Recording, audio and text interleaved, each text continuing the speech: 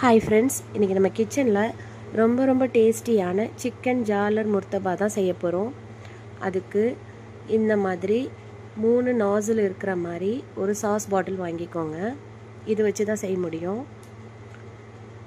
இப்போது chicken ready பண்ணிக்கலாம். அதுக்கு 1/2 kg அளவுக்கு போன்லெஸ் சிக்கன் எடுத்து குட்டி குட்டியாக கட் பண்ணி வச்சுருக்கேன். 1/2 டீஸ்பூன் அளவுக்கு மஞ்சள் தூள், 1 டேபிள் ஸ்பூன் அளவுக்கு சில்லி பவுடர், 1 டேபிள் ஸ்பூன் அளவுக்கு சால்ட், 1 டேபிள் ஸ்பூன் அளவுக்கு ஆயில், இது எல்லாத்தையும் சேர்த்து நல்லா மிக்ஸ் பண்ணிக்கலாம்.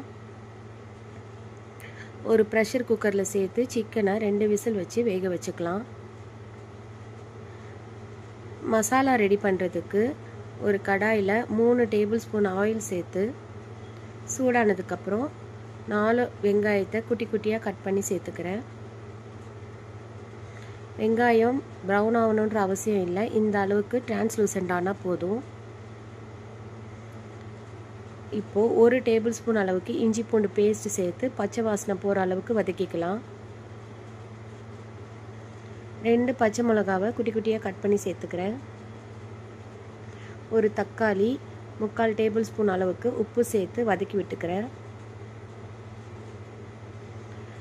நம்ம வேக வச்ச சிக்கனில் தண்ணி இருந்தால் அதை ஃபுல்லாக ட்ரை பண்ணிவிட்டு இந்த ஸ்டேஜில் சேர்த்துக்கலாம்.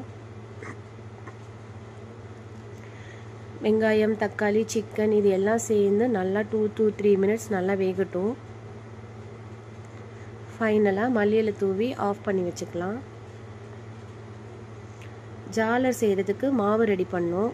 அதுக்கு 1/2 கப் அளவுக்கு மைதா, 1 டேபிள் ஸ்பூன் அளவுக்கு அரிசி மாவு, 1 teaspoon salt, 1 table spoon sugar, இது எல்லாத்தையும் சேர்த்து நல்லா மிக்ஸ் பண்ணிக்கலாம். கொஞ்சம் கொஞ்சமாக தண்ணி சேர்த்து கட்டிகள் இல்லாமல் ஒரு ஃப்ளோயி கன்சிஸ்டன்சிக்கு மாவை ரெடி பண்ணிக்கலாம். ரெடி பண்ண மாவை ஒரு ஸ்டெய்னர் வச்சு வடிகட்டி வச்சுக்கிறேன். நம்ம எடுத்து வச்சுருக்க சாஸ் பாட்டிலில் இந்த பேட்டரை சேர்த்துக்கலாம்.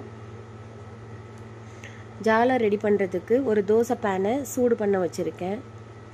சூடானதுக்கப்புறம் இந்த மாதிரி ஜாலராக ரெடி பண்ணிக்கலாம்.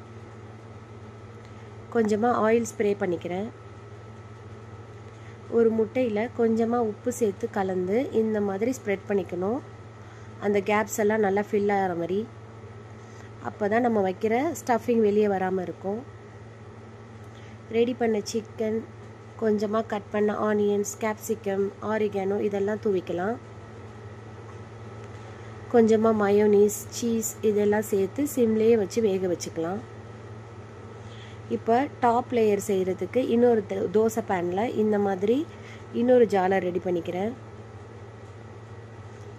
நம்ம சேர்த்த சீஸ் எல்லாம் நல்லா மெல்ட் ஆயிடுச்சு. இப்போ அதை ஒரு பிளேட்டுக்கு மாற்றிக்கலாம். ரெடி பண்ணி வச்சுருக்க டாப் லேயரை அது மேலே வச்சு நம்மளோட சிக்கன் ஜாலர் முர்த்தபாவை சாப்பிட்டு என்ஜாய் பண்ணலாம்.